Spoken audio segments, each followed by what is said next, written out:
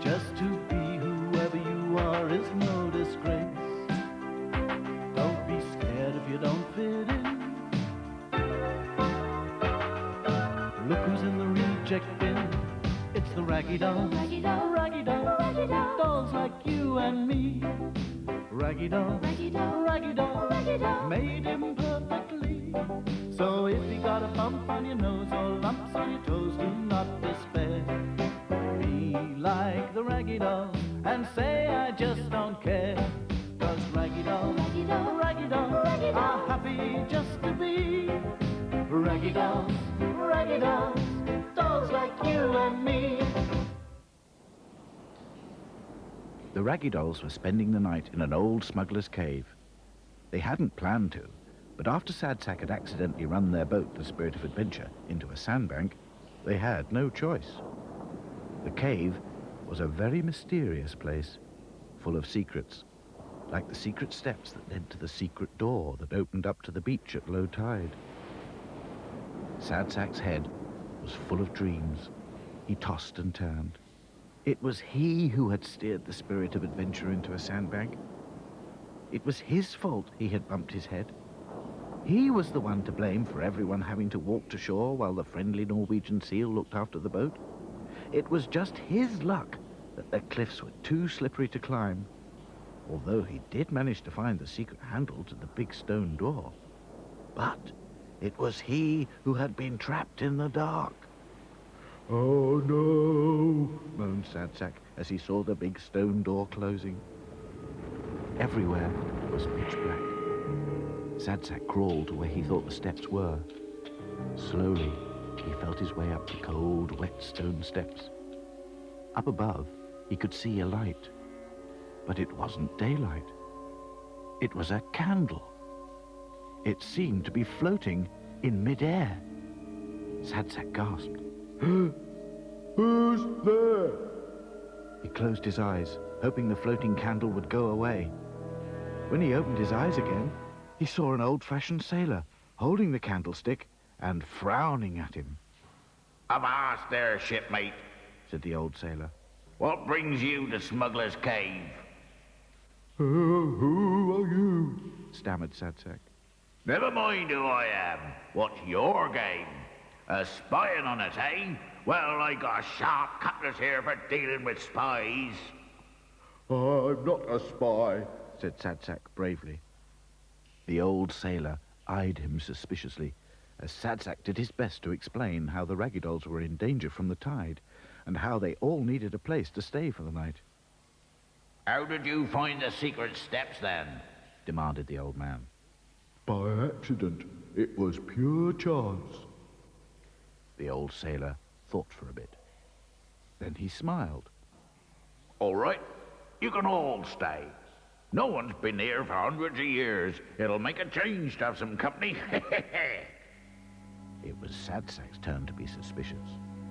"Are you sure you don't mind? You're not going to chop us all up with your sword, are you?" What, me? No, take no notice of me. Me bark's worse than me bite. Come on up, I'll show you the cave.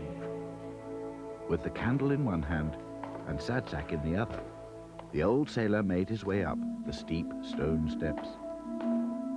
Up and up they went, until at last they emerged into a big cave. They sat down among some barrels and introduced themselves. The old sailor said his name was William Catamole. But they call me Billy Cat's Eyes, 'cause I can see so well in the dark. He explained how he'd run away to sea when he was a boy, but life in the Navy was very harsh, so he jumped ship and returned to his village. "Are you a smuggler, then?" asked Sad Sack. The old man nodded. Yep, me and just about everyone else round these parts. He explained how the smugglers would bring French wine and brandy ashore at high tide on dark nights when there was no moon. They would unload inside the cave, and the next day, at low tide, they would come with horses and carts to gather shellfish from the sands.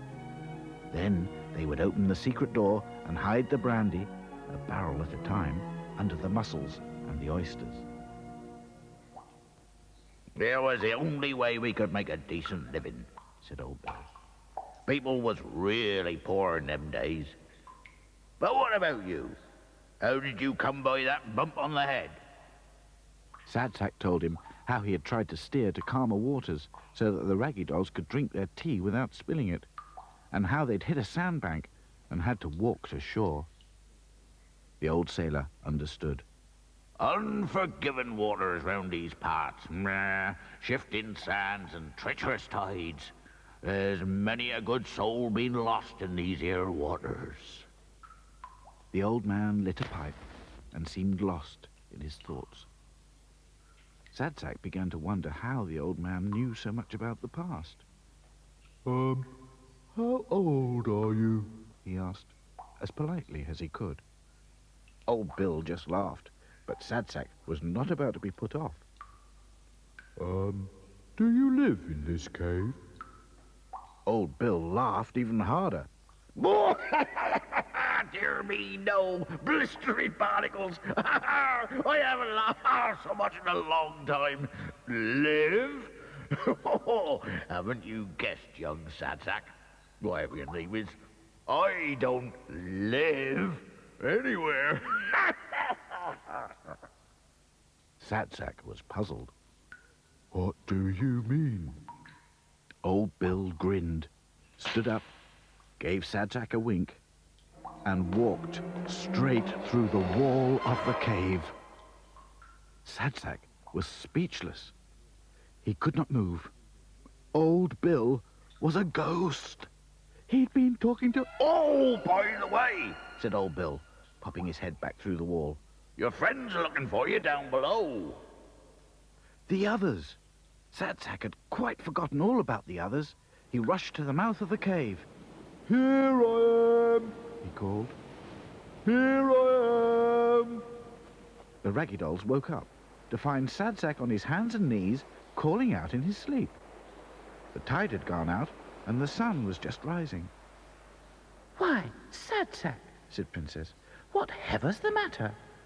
Sad Sack rubbed his eyes. I must have been dreaming. I thought I saw a ghost. A ghost? Squeaked Lucy, suddenly very scared. Sad Sack tried to reassure her. It was a very friendly ghost. It must have been that bump on the head you got yesterday. Yawned Dotty. Let's have some breakfast and then do some exploring. After a hearty breakfast, the Raggy Dolls stood on the cliff tops, admiring the view. They could just see the seals basking on one of the sandbanks. A short distance away was a ruined church. All that remained was part of the tower. Dotty shivered. Gosh, what a spooky place. But even more spooky was the inscription on the one remaining gravestone. In loving memory of William Catamole, 1723 to 1764, who gave his life to save others on the high sea. Billy Cat's eyes, exclaimed Sad Sack softly. What did you say? Demanded Lucy. Oh, nothing. Just that's nice, or something. The Raggy Dolls were all very relieved when at last the high tide came in and they could set sail for home. With everyone on the lookout for sandbanks, they passed by the friendly seals who waved their flippers in salute. Goodbye, Raggy Dolls. Called the Norwegian seal. I hope I will be seeing you again one day, yeah? The Raggy Dolls waved goodbye and thought how nice it would be to go to sleep in their very own reject bin once again. Raggy dolls, dolls like you and me. Raggy dolls, made imperfectly. So if you're not at ease with your knobbly knees and your fingers are all thumbs, then stand on your two left feet and join our Raggy Doll chums. 'Cause Raggy dolls are happy just to be. Raggy dolls, dolls like you and me.